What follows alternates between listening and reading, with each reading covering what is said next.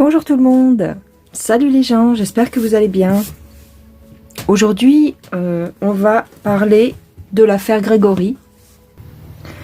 Alors, c'était le 16 octobre 1984 exactement. En fin d'après-midi, lorsque Christine Villemain signale la disparition de Grégory, son fils de 4 ans, du domicile familial situé à l'Épange sur Vologne. Le même jour, le corps sans vie de l'enfant est retrouvé vers 21h15, à près de 7 km de là, dans la Vologne, une rivière des Vosges. La photographie du repêchage du corps de Grégory, les pieds, les mains et la tête liés par des cordelettes et un bonnet de laine rabattu sur le visage, paraît dans la presse et marque d'emblée l'opinion publique. L'affaire attire rapidement de nombreux journalistes français puis étrangers et dès le surlendemain fait la une de la presse internationale. Bon, il y a eu une grande campagne médiatique autour de cette affaire, bien sûr.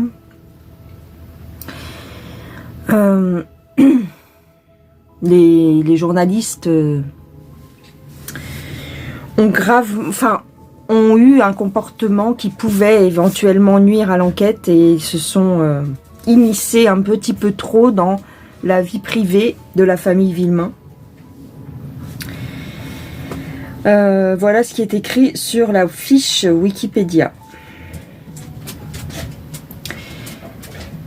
Ce qu'il se passe, c'est qu'on a trois familles en fait. Deux familles. On a les Villemain d'un côté et on a les Laroche de l'autre. Cette affaire est assez complexe parce que en réalité, il y a une histoire de corbeau. Les érudits au niveau de cette affaire, puisque en fait un tas de personnes s'y intéressent. Pourquoi? Parce que déjà les gendarmes et la justice n'a pas confondu les coupables, n'a pas retrouvé les coupables, et de deux, la médiatisation de cette affaire en a fait comme un symbole, c'est-à-dire que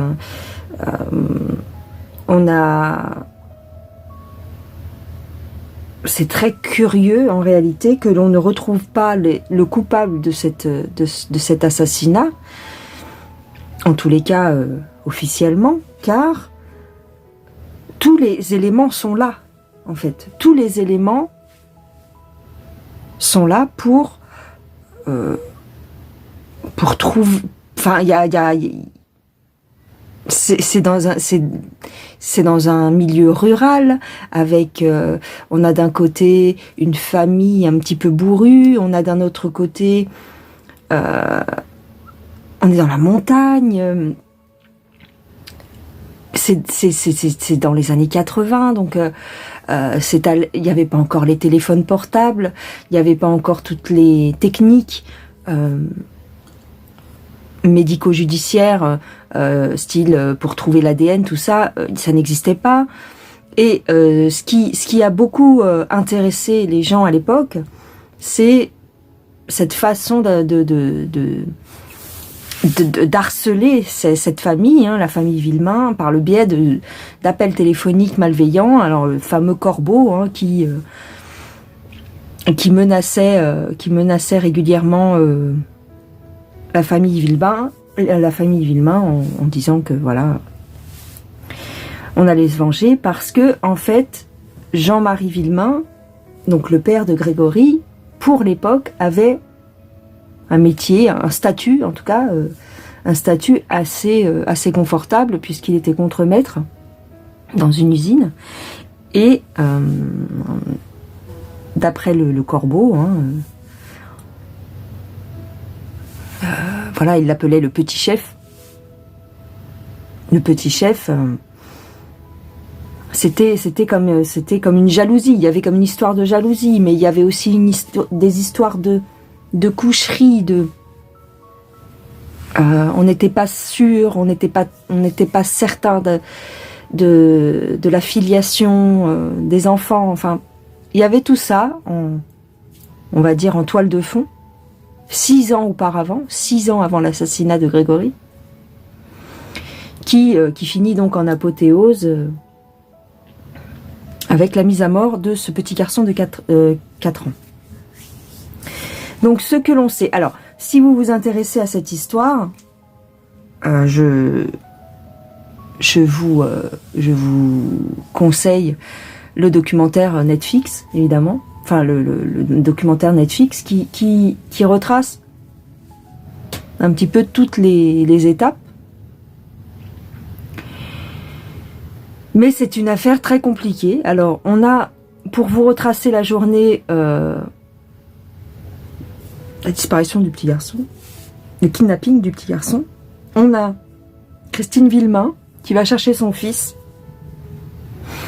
chez la nounou vers alors les horaires exacts, vous m'excuserez si je ne suis pas pointue dans tous les détails, hein. Vers 16h30 elle va chercher le petit chez la nourrice qui se trouve à peu près à 1 kilomètre de chez elle, en contrebas. Elle va chercher le petit et donc elle rentre à la maison. Elle rentre à la maison avec son fils et le petit, il faut savoir qu'il était malade. Il avait été malade les semaines auparavant et c'était son premier jour. En fait, il avait manqué l'école parce qu'il était malade et c'était son premier jour de reprise d'école. Et on était en hiver, on était dans les prémices de l'hiver. Il faisait quand même assez froid. Je vous rappelle qu'on est en montagne là-bas, près des Vosges.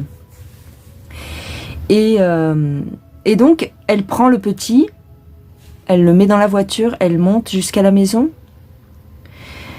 Les Villemain avaient fait construire récemment leur maison, donc une belle maison en haut de la vallée qui surplombait un petit peu le village et sans rien autour, c'est-à-dire qu'il y avait la maison et il n'y avait rien autour, il n'y avait pas d'arbres, il n'y avait rien qui cachait la maison. Et le petit, elle le laisse à jouer dehors pendant environ 20 minutes sur un tas de gravier. Et elle était pressée, elle a dit à la nounou, je rentre parce que j'ai du repassage en retard. Elle était pressée de faire son repassage. Donc elle rentre. Elle laisse le petit dehors avec un anorak, avec un bonnet sur la tête. Et elle va faire son repassage et elle met la radio à fond, les grosses têtes. Et elle fait son repassage pendant 20 minutes. Pendant 20 minutes, les volets sont fermés. Donc elle n'a pas les yeux sur l'enfant. Et pendant ce laps de temps, où le petit est tout seul dehors, eh bien, a priori, quelqu'un serait passé et aurait pris l'enfant. Alors, très vite, les soupçons se posent sur Bernard Laroche. Pourquoi? Parce que il a... suite au témoignage, en fait, on a Muriel Boll,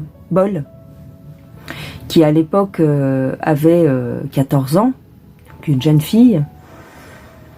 Bernard Laroche, c'est un cousin de Jean-Marie Villemain, qui habite vraiment pas loin, qui peut voir la maison des Villemain avec des jumelles, d'après le Corbeau. Bref, tout ça, c'est un gloubi-boulga, mais bon, moi je vous donne un petit peu les infos comme ça. Bref, donc très vite, les soupçons se portent sur Bernard Laroche. Pourquoi? Parce que pendant ce laps de temps, il y a le témoignage de Muriel Boll qui dit qu'il est venu la chercher au collège et que son premier témoignage, c'est ça. Très vite, elle va revenir sur sa déposition, mais lorsque les gendarmes l'interrogent, puisqu'ils vont interroger tous les proches, hein, les familles, et la jeune fille va dire, oui, Bernard Laroche est venu me chercher au collège, on a fait un arrêt, et il a été cherché, il est revenu avec l'enfant par la main, avec le petit Grégory par la main.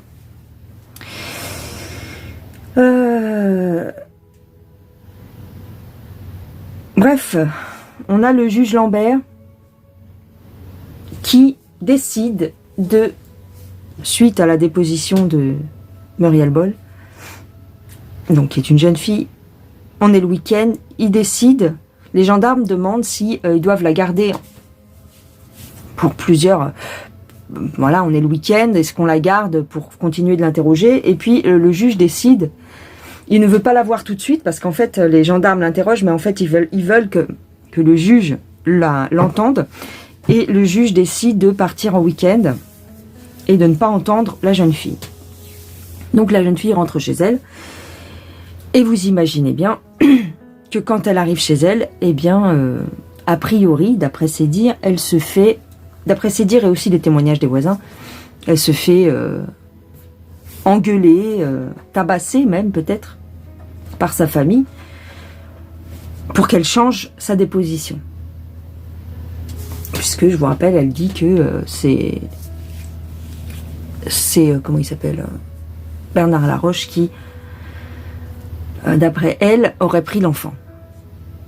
Donc, quand le juge Lambert va réauditionner Muriel Boll le lundi matin, la version a changé. Non, j'ai menti, je me suis trompée, c'est pas ça du tout, il est jamais venu me chercher au collège.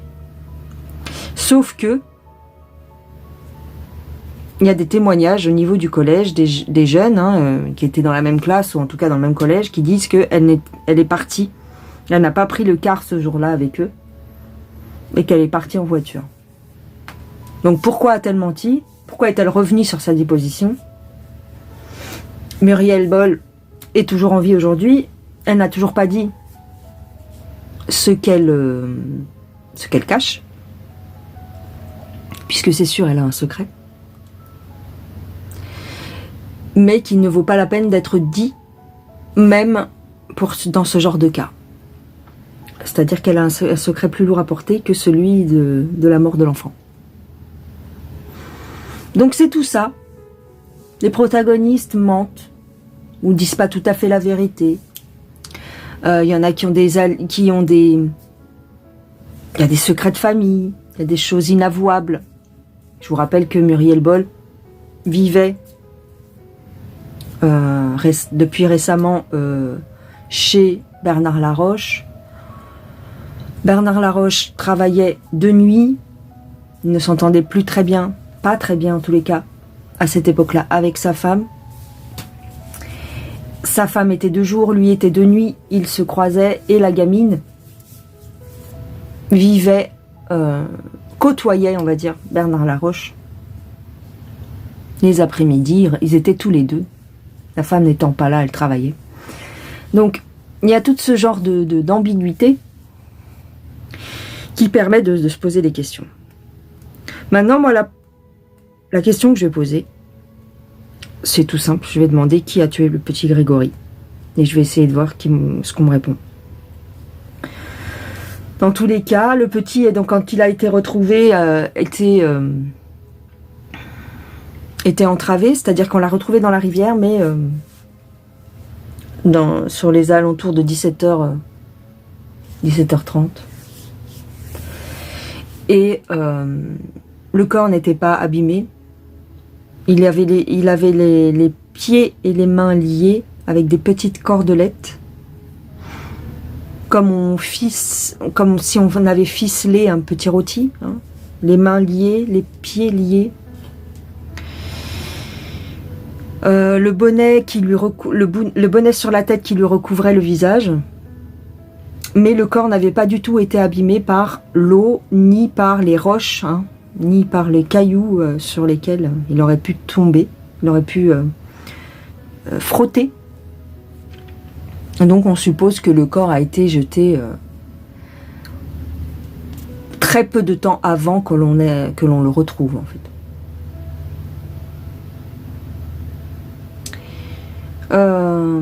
Il y a une dame aussi qui dit avoir vu... elle passait sur le pont au-dessus de la Vologne. Elle dit avoir vu comme un sac poubelle bleu.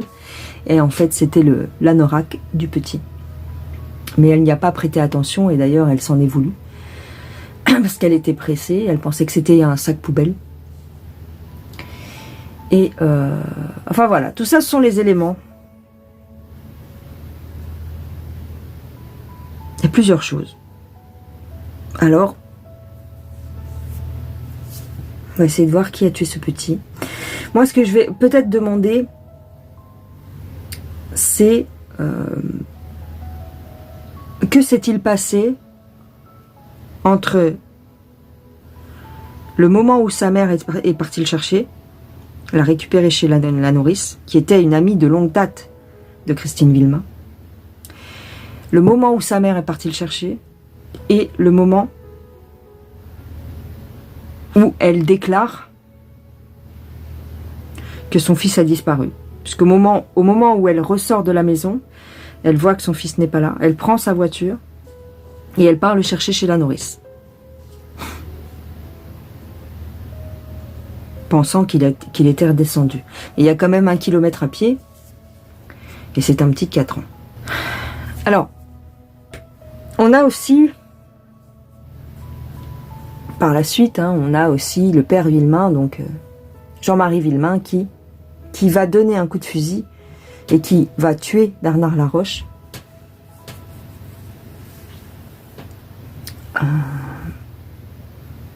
Parce qu'il a une forte suspicion que ce soit Bernard Laroche, puisque tout pointe vers lui. Tout pointe vers lui, hormis son emploi du temps, puisque il a été vu dans un café. A priori, le patron du bar aurait fait un portrait robot. Dans ce laps de temps, entre 16h30 et 17h, il aurait été vu dans un café. Il était prévu qu'il aille chercher des bouteilles de vin aussi avec Michel Villemain, donc le frère de Jean-Marie, qui est un petit peu, qui était considéré à l'époque comme un autiste.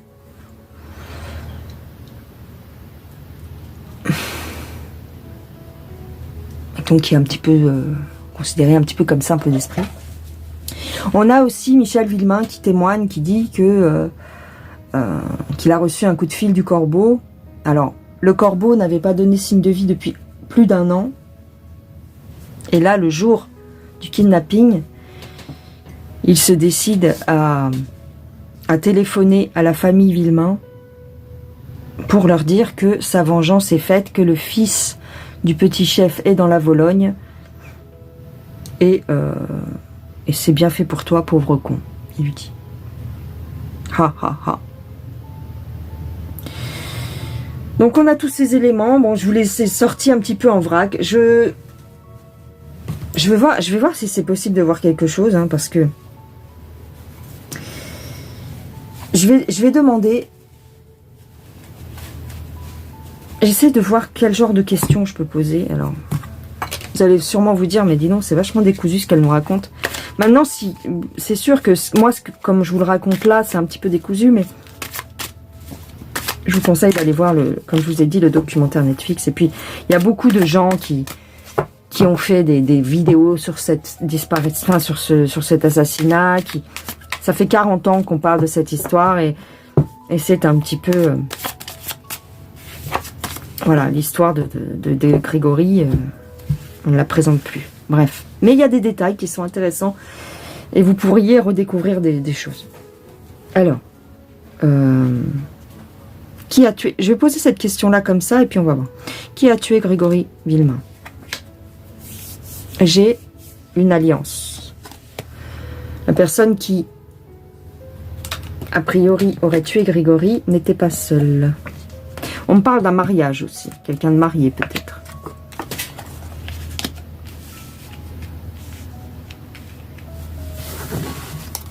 Quelqu'un, vous voyez, le statut social. Ici, on parle de son statut social.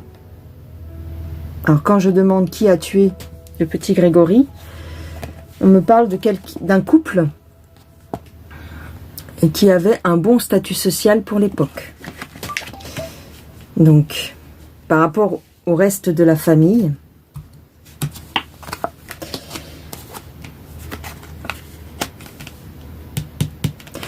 le contremaître.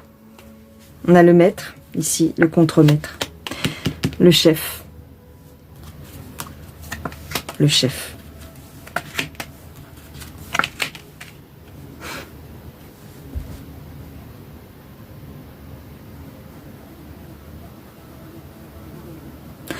Moi, ici, là, tout me fait penser au couple.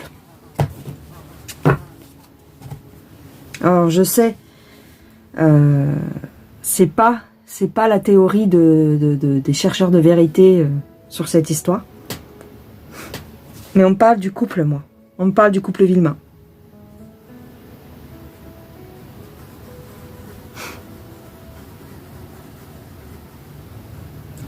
Ici, j'ai quand même une robe.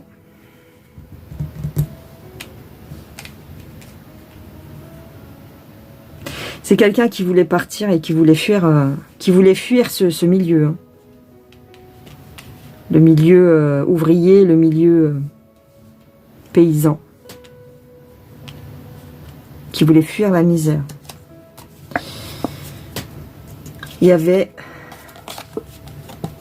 Alors, ils étaient jalousés. Hein. Mais aussi, en fait, c'est une personne, la personne qui a fait ça, c'est une personne qui se sentait captive. Qui se sentait enfermée dans ce milieu paysan. J'ai l'eau, j'ai le pont.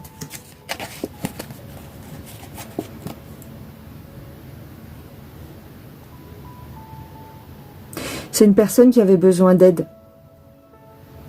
Et elle n'a pas trouvé cette aide.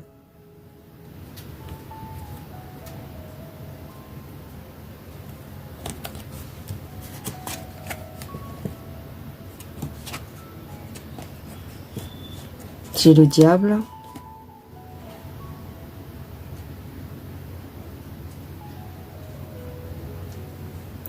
Elle se sentait épiée. Elle se sentait épiée.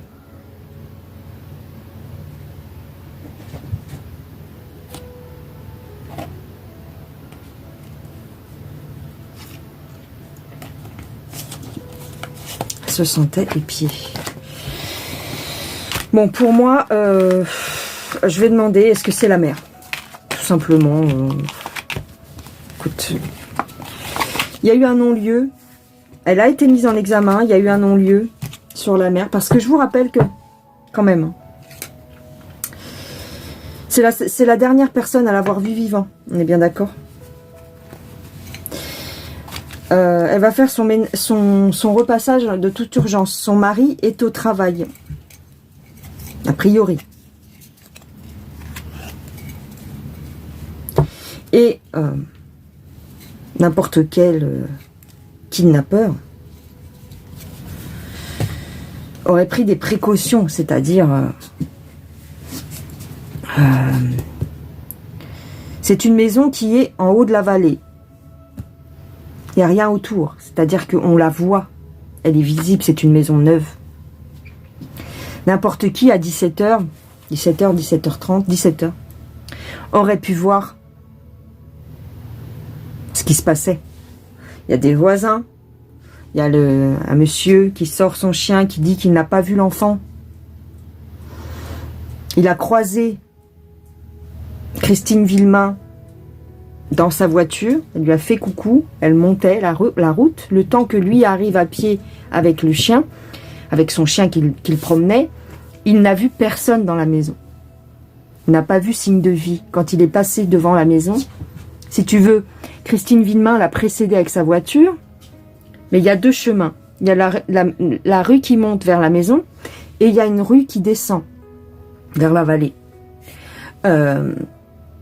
Lui, il l'a croisé juste avant. Il lui a fait un coucou. Il avait l'habitude, quand il passait devant la maison des Villemain, de voir le petit qui venait dire bonjour à son chien. Et là, quand il est passé à pied, Il n'a vu personne, ni l'enfant, ni la voiture, ni Christine. C'est encore un témoignage. Et il y en a eu d'autres, plein d'autres. Moi, avec le premier tirage, on me parle d'une femme, on me parle d'un couple qui voulait fuir cette condition ouvrière, qui voulait fuir ce milieu. Elle se sentait épiée, parce que Christine était quelqu'un qui avait, pour l'époque, qui était assez mignonne, qui se faisait un petit peu... on lui tournait, c'est pas qu'on lui tournait autour, mais les hommes de son entourage tombaient un petit peu sous son charme. Et donc, elle se sentait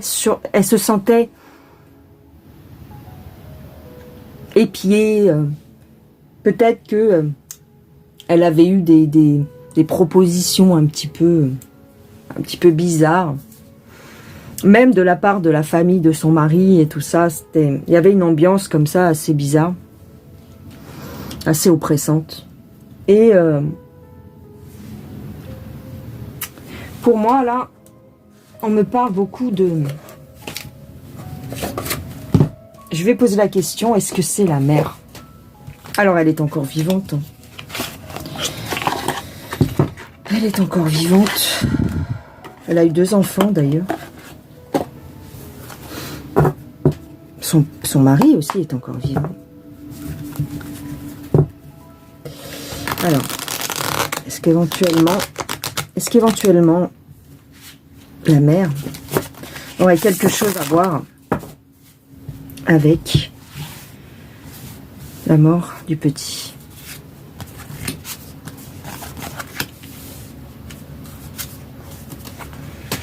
Alors ça, on dirait Muriel Boll. Ici, on dirait Muriel. On me dit que Muriel cache quelque chose.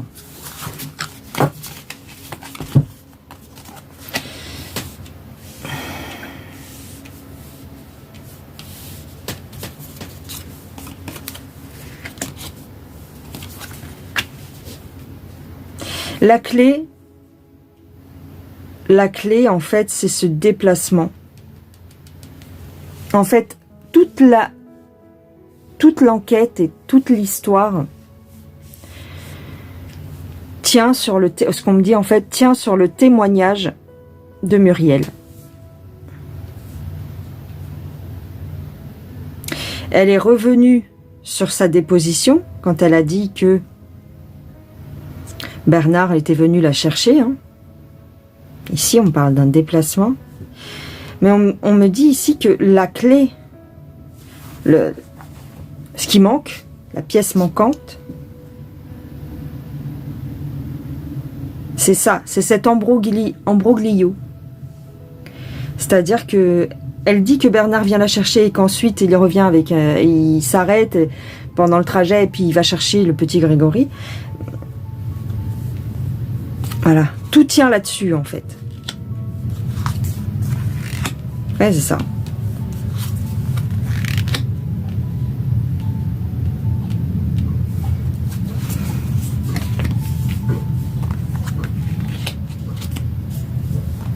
Et on a les appels téléphoniques.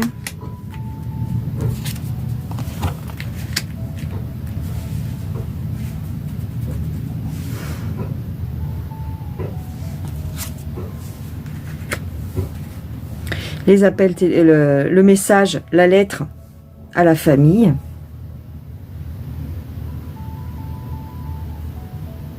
Il y a un truc qui manque dans ce narratif-là.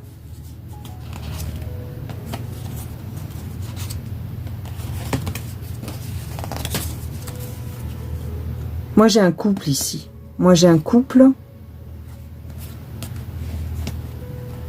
qui commet le truc. Et qui noie le petit. Alors, il a été dit aussi que l'eau dans les poumons du petit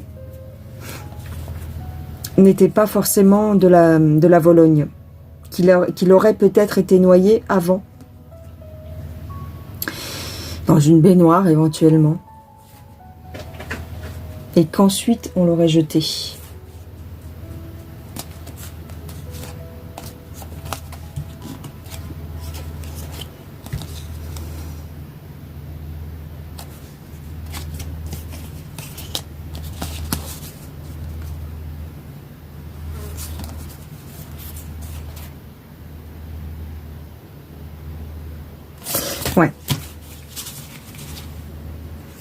Ah, tu vois, j'avais pas vu ici.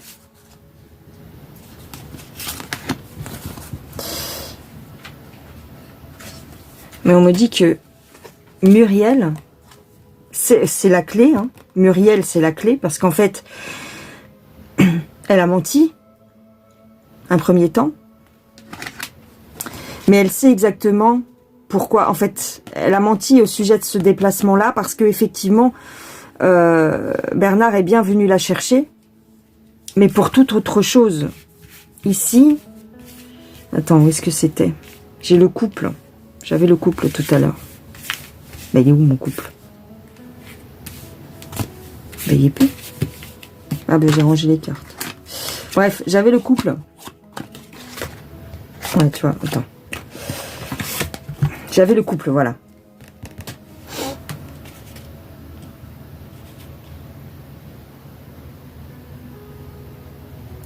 Ah! En fait, elle avait une amourette avec Bernard.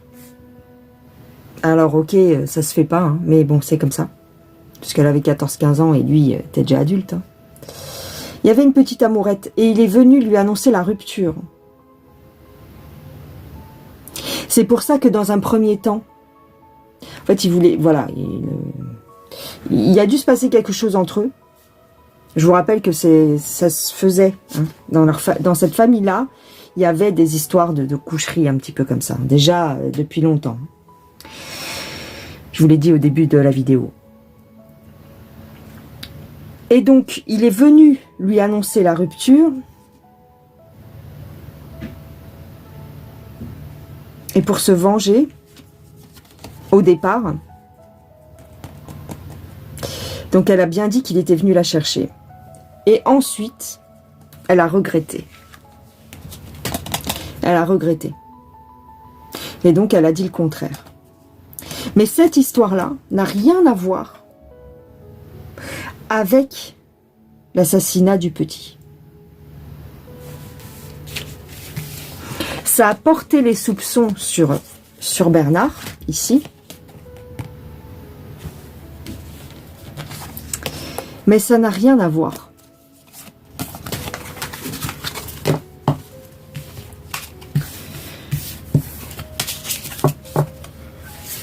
Alors l'instruction est encore...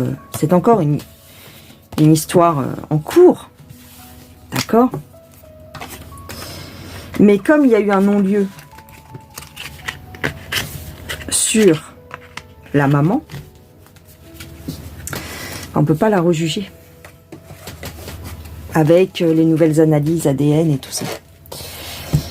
Je vais demander que faisait la maman pendant que son fils... que faisait quand elle est revenue de chez la nounou, qu'est-ce qui s'est passé? Puisque entre le laps de temps où elle est partie chercher son fils chez la nourrice et le laps de temps où elle est sortie de la maison pour déclarer que son fils avait disparu, elle a été la seule à l'avoir vu. D'accord? Donc, ce laps de temps d'une demi-heure environ, qu'est-ce qu'elle a fait? J'ai le volcan. J'ai les étoiles. J'ai l'école. L'école.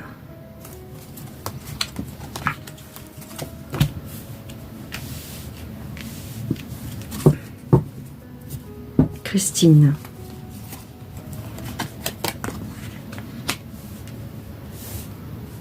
J'ai la folie ici. Hein.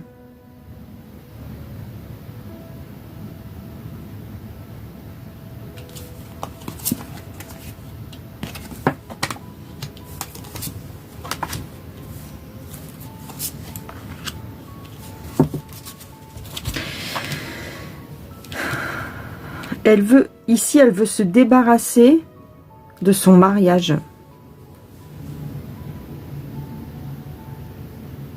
Je sais pas pourquoi on me dit ça. Il y avait une certaine rigueur. Peut-être que le chef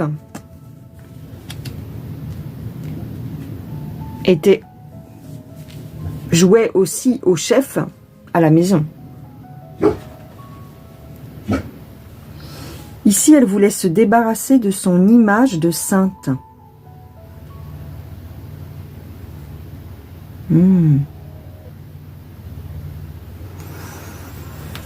D'accord. Elle voulait se débarrasser de son image de sainte. Qu'a fait Christine pendant ce laps de temps où elle est seule avec l'enfant?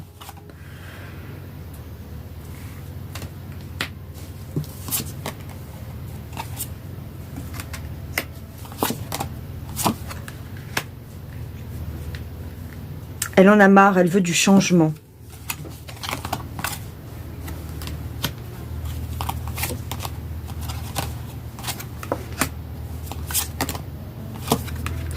Ce qu'elle avait mis en place n'a pas marché. Elle avait planifié quelque chose, mais ça n'a pas fonctionné. Elle voulait partir, en fait, j'ai l'impression. Elle voulait partir, elle avait peut-être mis de l'argent de côté, mais ça n'a pas fonctionné. Elle voulait partir de cette campagne, en fait.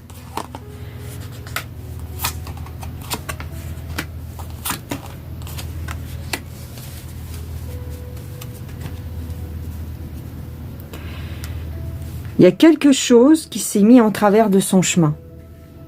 Elle voulait du changement.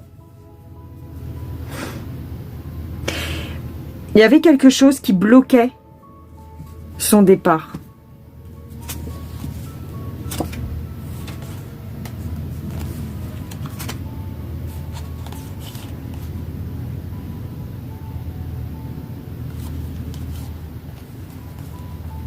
C'est bizarre, c'est ambivalent. Il y a du chagrin, mais il y a aussi un enthousiasme. Il y a la richesse.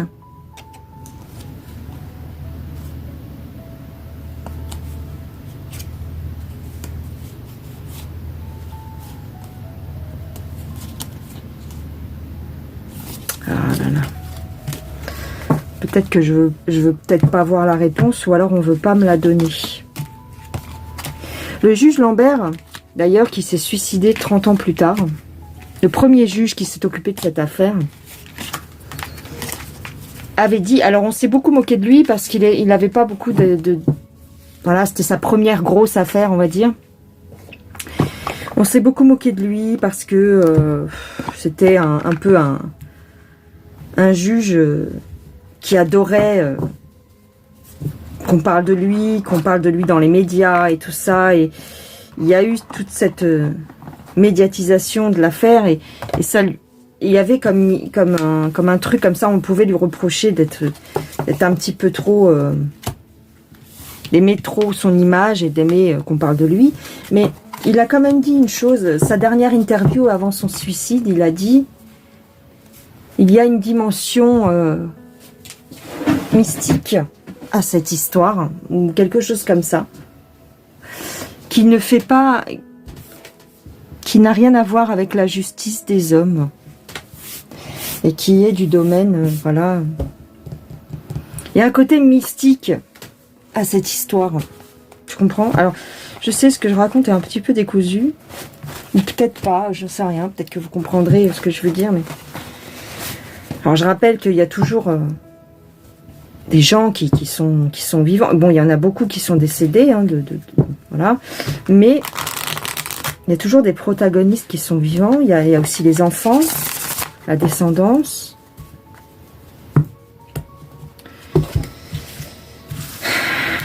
Donc, le juge Lambert qui s'est suicidé. Et ensuite, le deuxième juge, alors je me rappelle plus de son nom, Simon, je crois.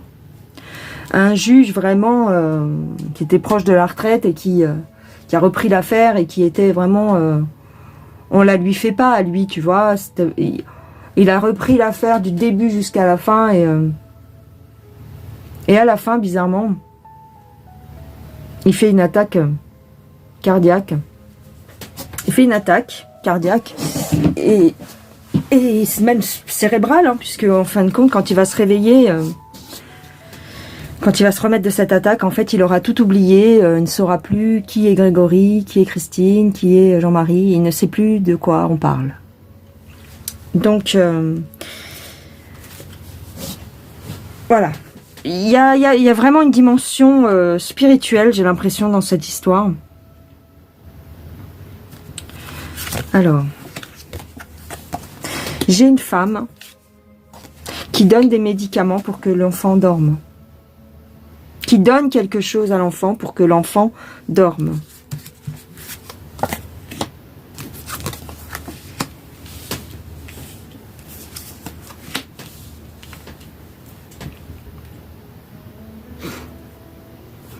Il y a eu beaucoup Les médias collent l'histoire, collent la famille et interfèrent avec la bonne résolution de l'enquête.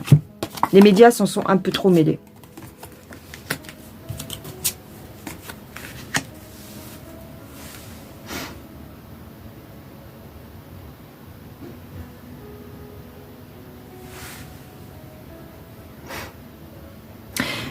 Alors, c'est bizarre, j'ai cette carte-là.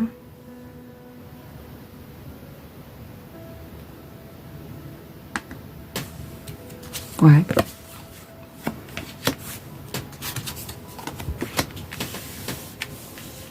J'ai du sang, pourtant il n'y avait pas de sang.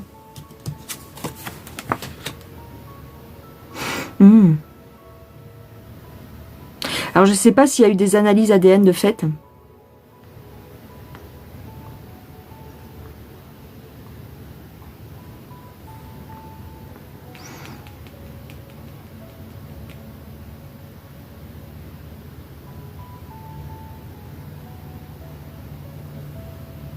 En tout cas, ce qui est sûr, c'est qu'il va y avoir un rebondissement. Il se peut qu'il y ait un rebondissement dans cette histoire. Par rapport à une analyse ADN. Ou à des traces. J'ai bien la Vologne et j'ai le pont. Mais on me dit que c'est dans la maison qu'il s'est passé quelque chose. La Vologne et le pont, c'est une ruse.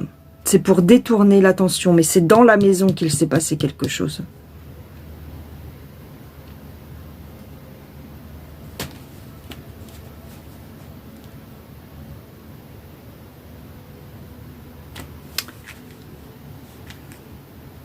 On nous a raconté une histoire ici quand même avec cette carte du cinéma. On nous a raconté une histoire. Il y a même eu une histoire de sacrifice.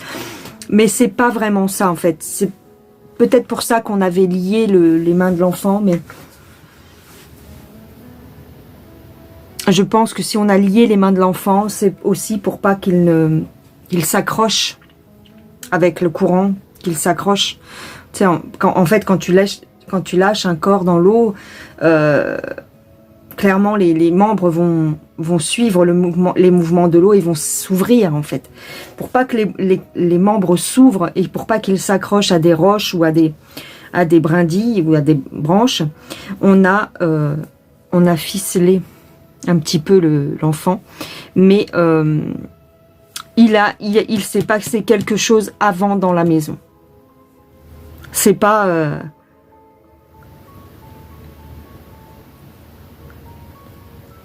On lui a donné quelque chose pour dormir.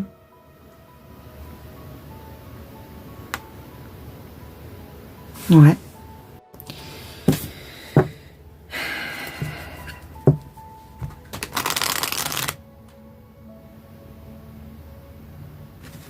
Alors je vais prendre un autre jeu du coup. Je vais prendre un autre jeu que celui-ci.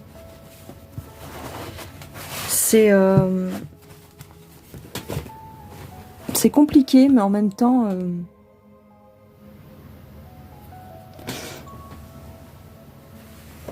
il n'y a pas de...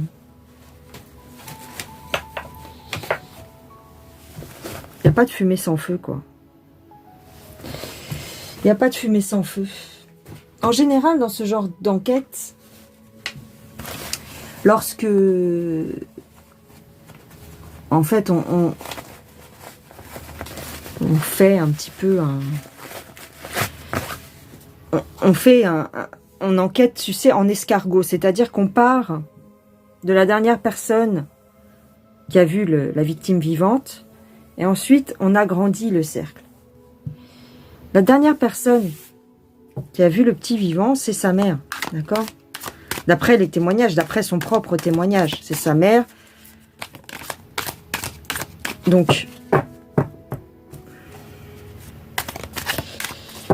c'est ça qui colle pas en fait. Parce que Bernard Laroche, de toute façon maintenant il est décédé, hein, puisque Jean-Marie Villemain lui a mis un coup de fusil pour venger la mort de son fils. Mais surtout la dernière chose qu'il lui a dite avant de l'assassiner, c'est tout est de ta faute, maintenant ils sont sur la Christine. À cause de toi, ils sont sur la Christine. Et après, il l'a mis une balle.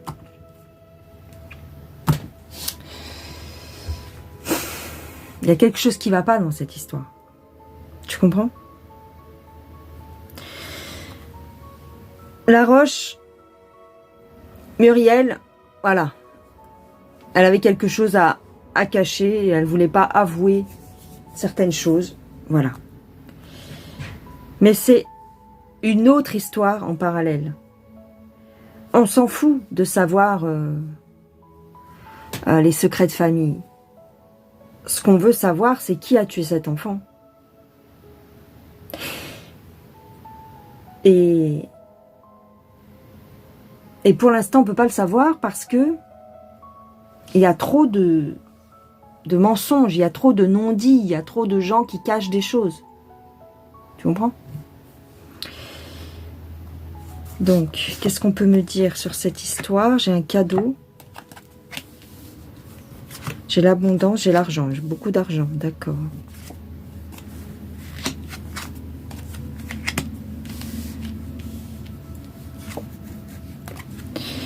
Moi, il y a une histoire ici de prendre une décision par rapport au couple.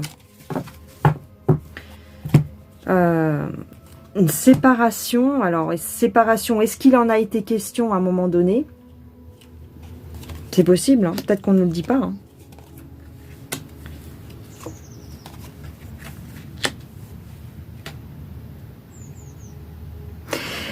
J'ai quand même ici un appel aux forces maléfiques. Hein.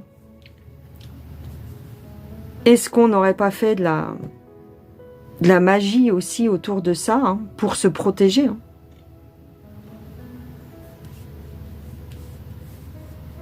Ici, je pense beaucoup à la mère. Et on me parle du diable.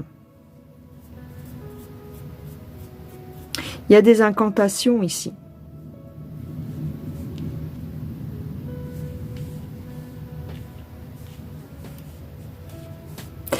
Ah.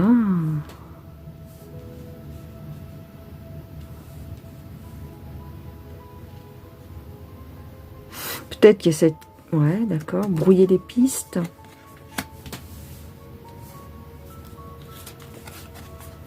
Manipulation. Il y a eu de la... On a brouillé les pistes. Le couple a brouillé les pistes.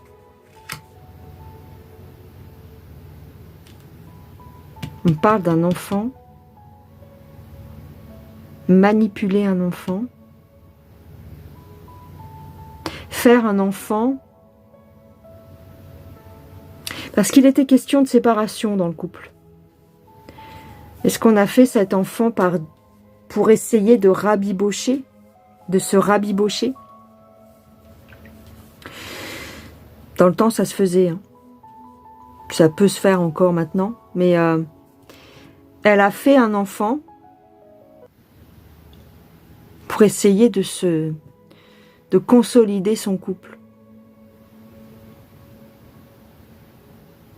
Parce qu'elle avait peur de perdre son mari quelque part. Ouais. La mère est très manipulatrice.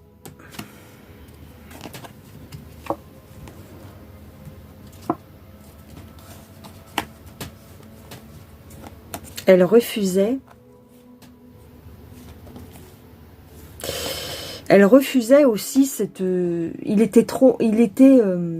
son mari était un peu trop possessif. Un peu trop... pas possessif, mais... directif. Il était au travail comme il était à la maison, plus ou moins. Et ça, elle avait du mal à le supporter. Elle demandait de l'aide, c'est ce que je vous ai dit au départ.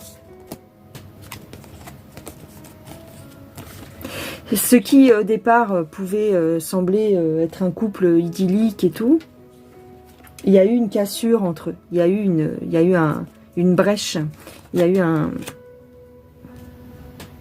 Quelque chose s'est mal passé.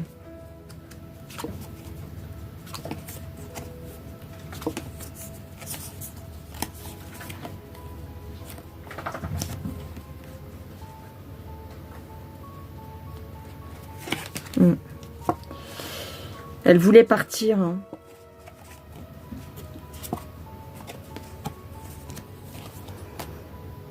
C'est compliqué.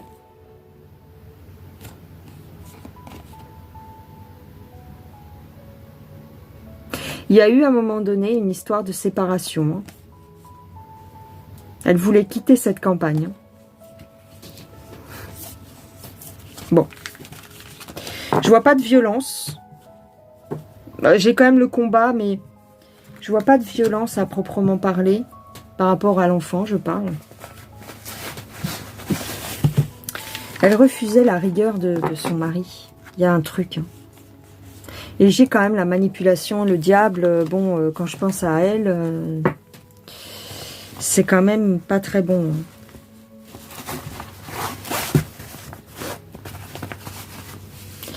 Le mari n'est pas aussi faible parce qu'il a été dit que bon, il était sous son emprise et tout.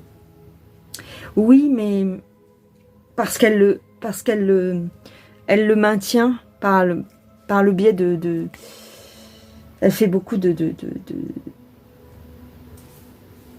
il y a de la magie là-dedans. D'accord? Il y a une espèce d'envoûtement, c'est-à-dire d'ailleurs les hommes qui ont approché Christine pendant l'enquête sont tous tombés sous son charme, pratiquement. Sauf les femmes. Les femmes, non. Marguerite Duras, par exemple, n'est pas tombée sous son charme du tout. Et elle l'a dit. Que cette femme avait quelque chose à cacher et que, voilà, fallait se pencher sur son cas. Enfin, elle a fait tout un bouquin, mais sur l'affaire Grégory. La mère cache quelque chose. Et les hommes tombent sous son charme. Même la police, même les enquêteurs. Ils n'arrivent pas, et même les gens à l'heure actuelle, n'arrivent pas à s'imaginer que la mère puisse avoir fait quelque chose.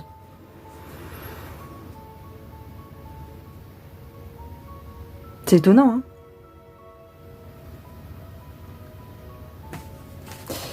C'est étonnant. Mais encore une fois, si on est logique, c'est la dernière personne à l'avoir vu vivant. On a des témoignages qui n'ont pas été pris en compte. Hein, des collègues à elle qui l'auraient vu à la poste poster la dernière lettre, enfin, poster quand la lettre du corbeau, la dernière lettre du corbeau est arrivée, en disant vengeance et tout, je t'ai bien eu et tout. On a vu la mère aller à la poste ce jour-là. Les témoignages n'ont pas été pris en compte. Pourtant, il y avait 4 personnes qui ont dit la même chose.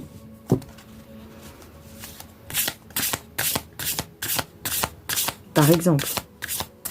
Et on a le témoignage de ce monsieur qui sort son chien, qui dit qu'il l'a croisé en bas de la route, et que quand il remonte, il n'y a personne dans la maison. D'après lui, il n'y a personne. Il n'y a aucun signe de vie. Le petit n'était pas dehors en train de jouer, et elle non plus. On la voit pas, les volets sont fermés, il n'y a pas la voiture. Alors les chercheurs de vérité, on va dire sur le net, disent que oui, la voiture aurait pu être dans le garage ou derrière, ou peu importe, mais...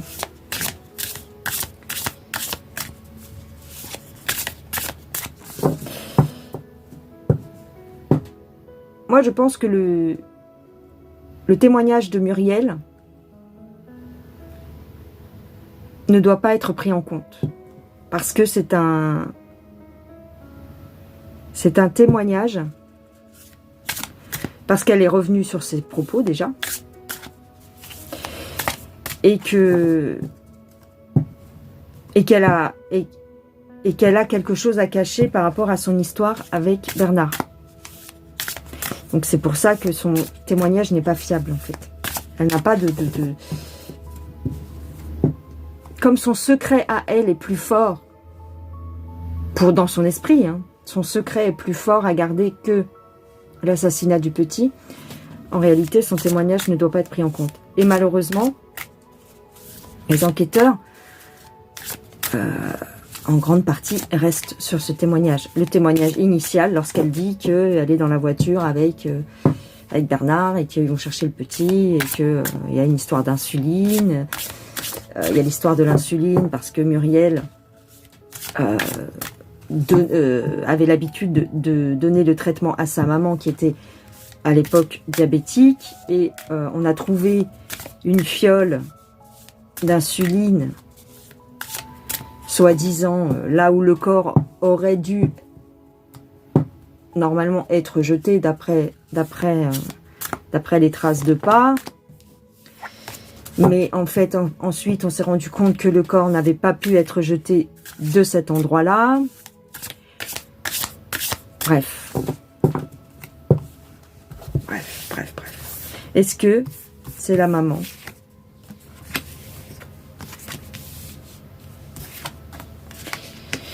J'ai le feu dans la famille. Hein. Quand je pose cette question, est-ce que c'est la maman?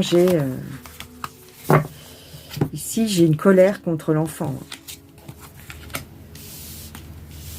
J'ai une colère contre l'enfant.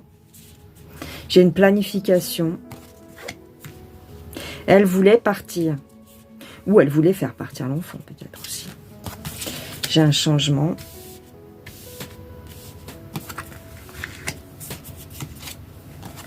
J'ai une trahison. J'ai quand même la trahison, la maladie et le feu.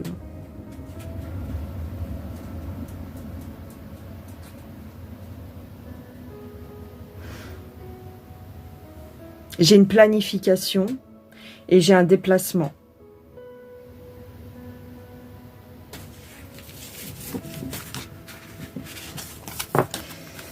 Peut-être qu'elle n'a pas été toute seule à faire ça. Hein.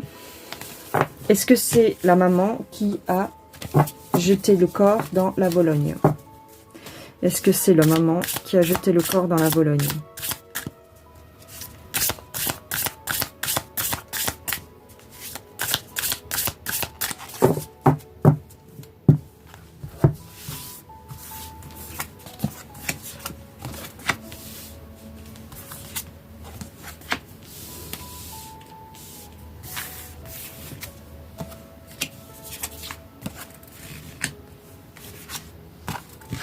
Encore la planification et la maladie.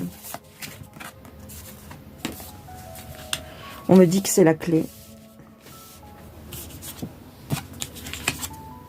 Et encore la trahison.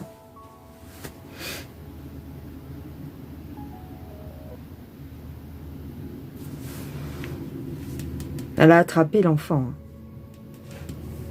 Pour moi, ici, elle a planifié quelque chose pour ficeler l'enfant. C'est elle qui a ficelé l'enfant, qui a fait la mise en scène. Hein. Enfin, la mise en scène.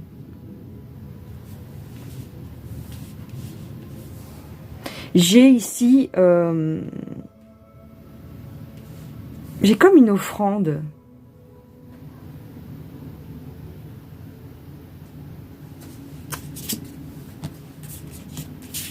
J'ai comme une offrande.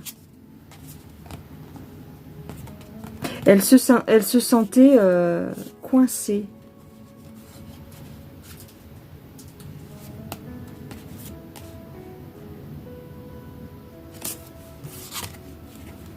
Ouais, les honneurs, la paix.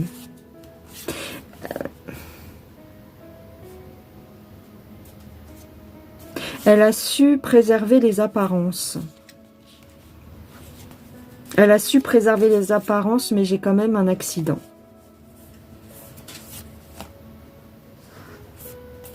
Alors, c'est peut-être pas elle qui l'a mis dans la Vologne. Moi, j'ai un accident. J'ai un accident quand même.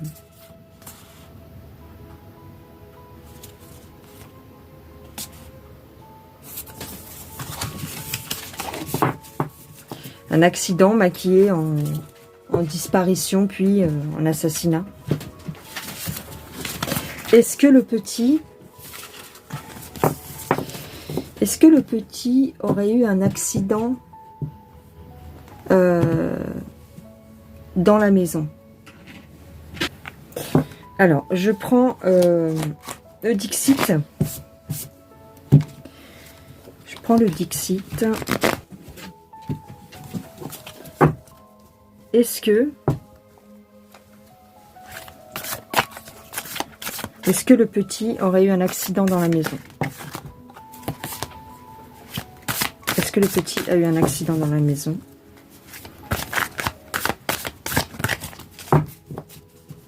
On parle d'une maladie, moi. Est-ce qu'il aurait eu un malaise?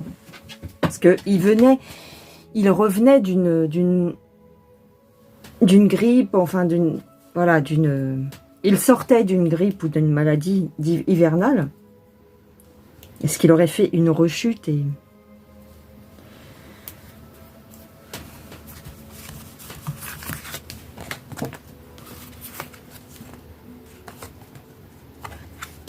Alors, moi ici, là, j'ai quelqu'un qui a un œil au beurre noir, tu vois, et qui maquille.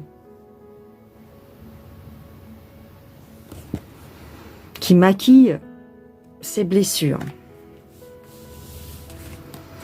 Alors celle-ci, ok, on parle d'ange. Ouais, il y a une question de force ici, et tout n'est pas blanc, tout n'est pas noir.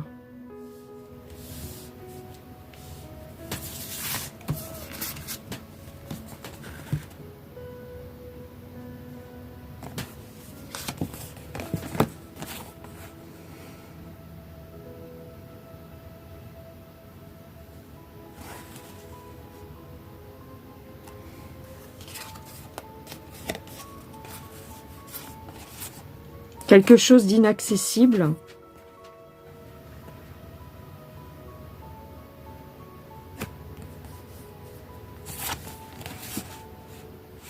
Ça, c'est le corbeau, hein, peut-être.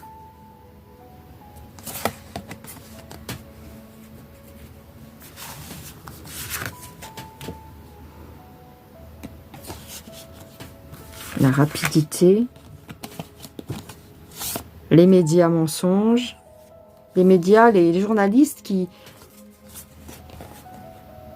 se sont empressés de parler de cette affaire et de broder une histoire autour de ça.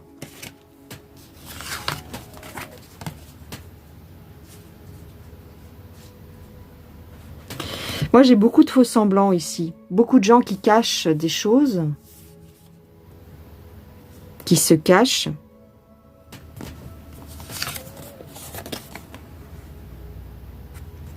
J'ai des incantations au diable, encore une fois. J'ai des incantations au diable. Il y a beaucoup de sorcellerie. Il y a de la sorcellerie dans tous les cas.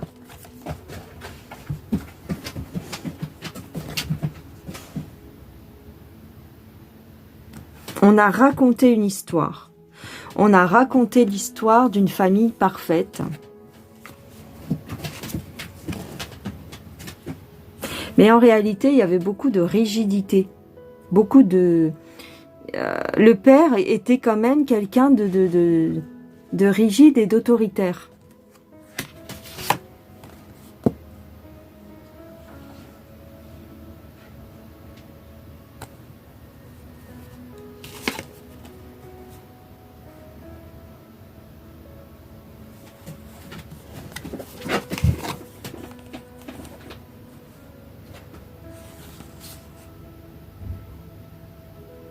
Mettre l'enfant dans une cage. faire preuve de force. D'un côté, on a la mère qui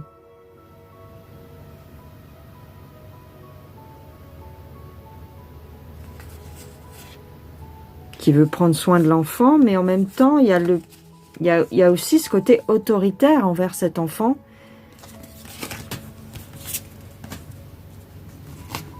Et une envie de partir. Mais on ne peut pas partir, on se sent coincé.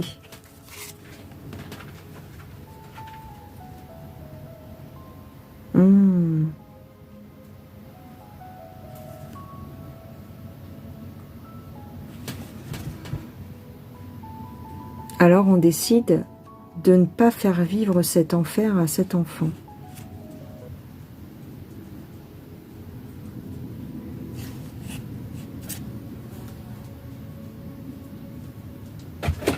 Moi, je ne peux pas partir, mais toi, tu peux partir.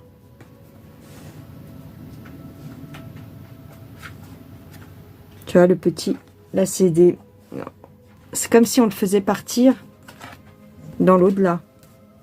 Parce qu'on a des anges. Allez, dans quel sens, là? Et on le jette dans l'eau. Et on lui masque le visage.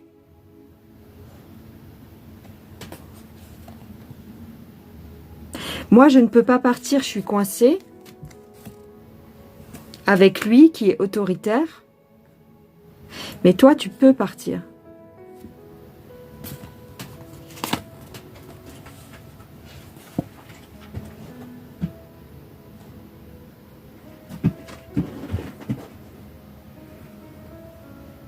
Il y a quelqu'un qui ment. On a le nez qui s'allonge. Et qui garde un secret bien gardé, mais qui est lourd à porter. Les liens pour brouiller les pistes. La route, on a pris un chemin différent. On n'a pas été jusqu'à la maison.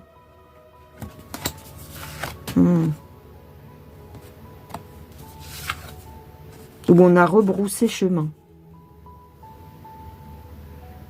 On est coincé, mais toi, tu peux partir. C'est comme si on avait libéré l'enfant, en fait.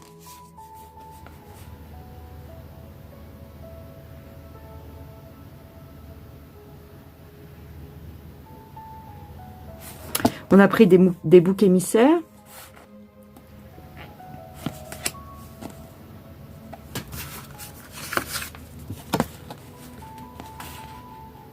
Ouais.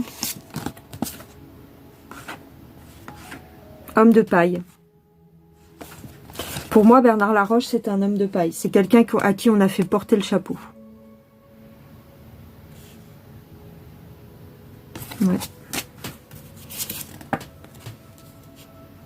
On l'a mis sous les feux des projecteurs. Hein.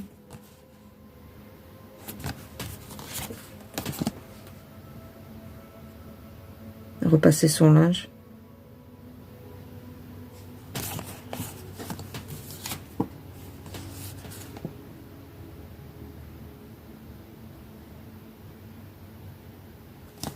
Elle a dit qu'elle repassait son linge, mais en fait, elle avait quelque chose de plus urgent à faire.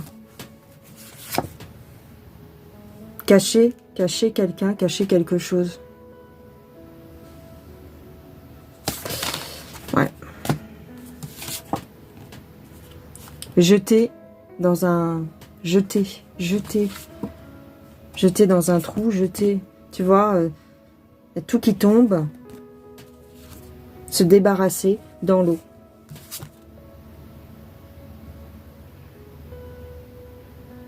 Et garder cette apparence, cette image de quelqu'un d'irréprochable. Et tous les hommes sont à ses pieds, regarde. Le chevalier ici est à genoux, est à son service. Ouais. Ouais. Donc pour moi, c'est... Bon, voilà. Vous prenez, vous laissez ce que je vous dis, mais pour moi, c'est clair. On a jeté l'enfant en plein milieu de la ville, quelque part.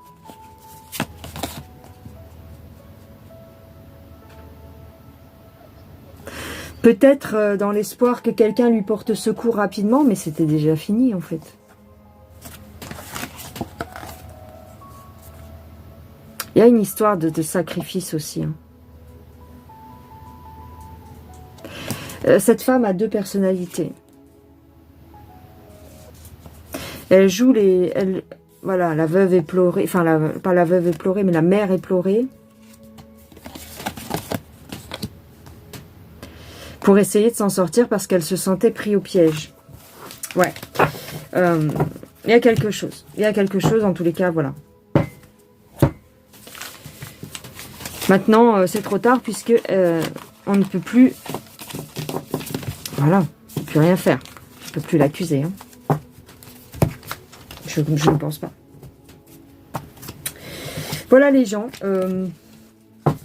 Donc, est-ce que j'ai un message de la part de Grégory, éventuellement? Parce que maintenant, ça fait 40 ans.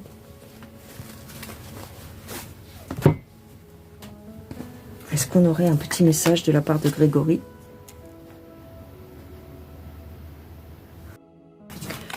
Alors, un dernier message.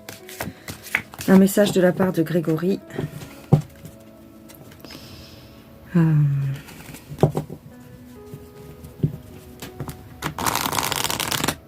Avec l'oracle, avec mon oracle, les rêves indigo. Grégory, un message. Quand tu es dans la détresse, garde la tête haute. Tu verras la lumière du phare.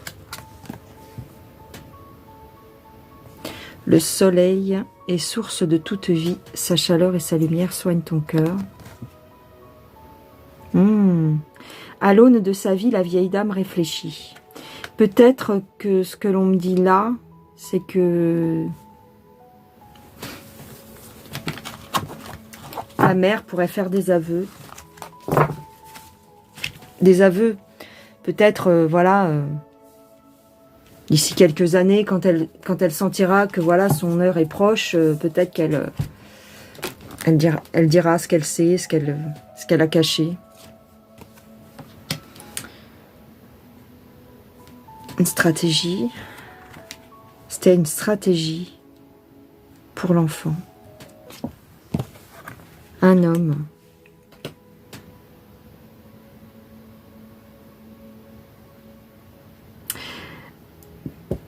L'homme n'est pas... Le mari n'est pas clair non plus. C'est... Le mari a voulu protéger sa femme ici. Le mari a voulu protéger sa femme. Le mari autoritaire, tu vois. L'homme prétentieux s'entête dans sa quête. Il l'a dit d'ailleurs. Qu'à l'époque, il était un petit peu prétentieux. Il s'est passé quelque chose dans la maison. Dans la maison ou sur le chemin de la maison. Je ne suis pas ce que tu crois. Ouais. Là, on me dit que les parents ne sont pas ce que l'on croit. Les parents cachent un secret. Et il se pourrait que d'ici quelques années, ils fassent des aveux. J'ai quand même ici une mise en lumière. Je ne suis pas ce que tu crois.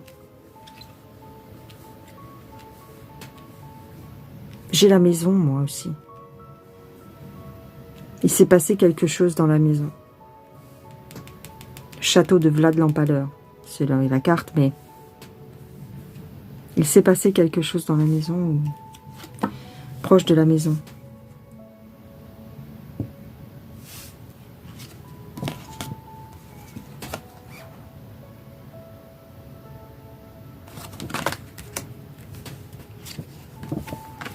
La femme. La femme qui se sentait piégée. La femme qui se sentait mal. Elle était isolée dans cette maison, elle se sentait mal. Maintenant, ils avaient un crédit sur le dos, tout ça. Peut-être que la situation ne lui convenait plus. Hein. Elle se sentait... ça peut arriver. Hein. Tu as ton mari au travail, tu passes toutes tes journées toute seule, isolée, à la montagne, comme ça, avec des entre guillemets, hein, c'est pas moi qui dis ça, mais c'est un petit peu le sentiment qu'elle avait, c'est-à-dire avec des paysans, quoi, et surtout la famille, la famille autour était assez bourrue, assez... Voilà, et elle se sentait pas bien.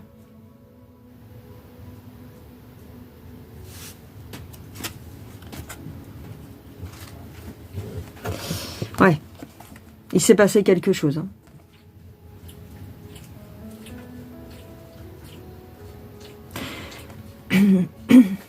Elle se sentait épiée par la famille aussi, parce que comme je vous disais, c'était quand même quelqu'un d'assez, pour l'époque, assez mignonne, assez féminine et tout. Et on lui tournait autour, voilà, c'était... Et donc, elle était un petit peu comme une proie au milieu de tout le monde. Et puis on se moquait d'eux, parce que... C'est pas qu'on se moquait d'eux, mais ils étaient montrés du doigt parce que... comme je te disais, son mari, il avait un statut, il avait un bon poste pour l'époque et tout. Le chef, on l'appelait le petit chef. Donc c'était aussi des moqueries quelque part, et ça, elle le vivait mal. Et on me dit qu'ici, il y a beaucoup de gens qui mentent aussi. Elle cherchait... bon, il y a de la magie noire. Hein. Quelqu'un de malade. Les remèdes du corps ne valent pas ceux de l'âme. Elle voulait s'élever de ça, de cette condition paysanne.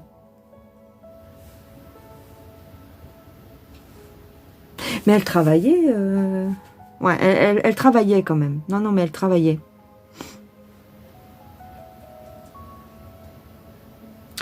Elle voulait s'élever de cette condition. Même si son mari, il avait un bon poste, elle était malade comme une petite dépression ou quelque chose comme ça.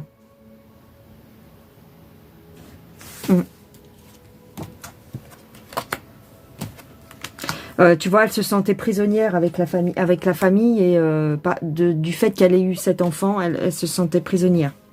Elle était très malheureuse. Donc, ça a peut-être été un coup de folie. Hein. Elle a jeté son fils. Hein. Elle aurait pu jeter son fils.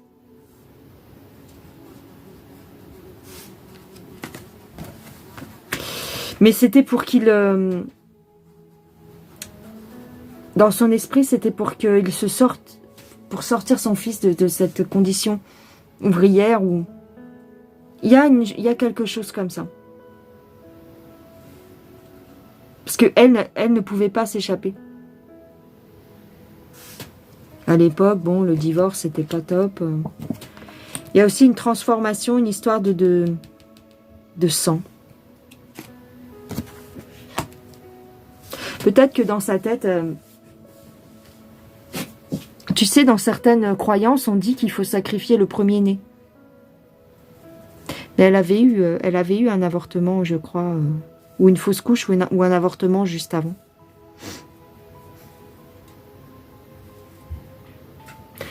Transformer cette naissance. Il y a une histoire, comme disait le juge Lambert, il y a une histoire de la justice divine là-dedans. Parce que elle a touché à la magie noire, cette dame. Peut-être que dans son esprit... pour sortir de son enfermement psychologique, peut-être, de ce malaise qu'elle ressentait. Se sentait un peu seule au milieu de tous ces gens.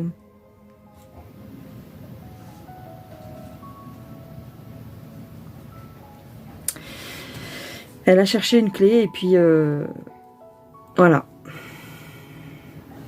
Il y a comme une histoire de sacrifice. Hein. J'ai quand même... ouais.